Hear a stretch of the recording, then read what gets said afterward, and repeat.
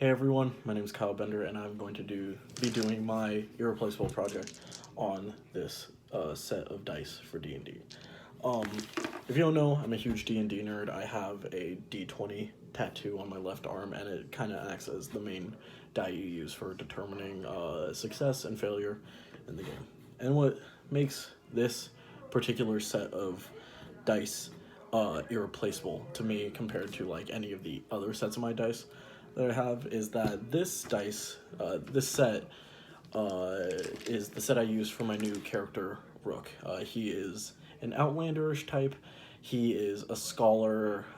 He flies planes, and he has a mechanical left arm, which is my personal favorite part of him.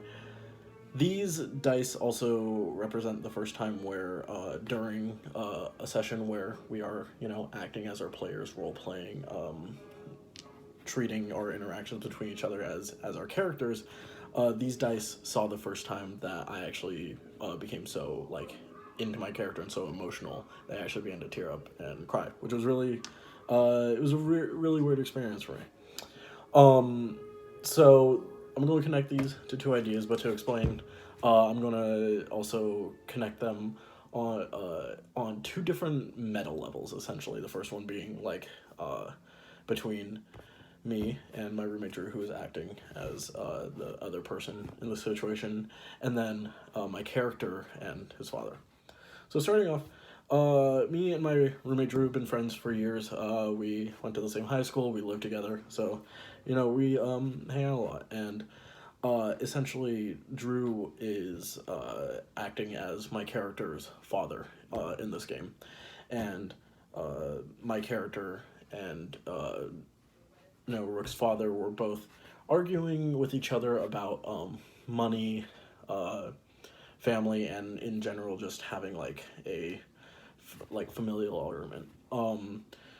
Rook's father kind of has given up on life and started drinking again because of Rook's mother passing, so he kind of is losing hope essentially. And as my character, I said something to Drew along the lines of the only money that you're bringing in to my father is the money that I give you, and because Rook commissioned his father to construct a plane that Rook designed.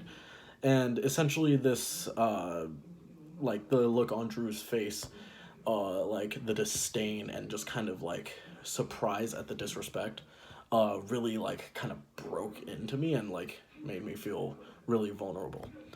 So connecting these dice to the class is essentially, on the first level, is thinking about this interaction between me and Drew as a relational turning point in our friendship.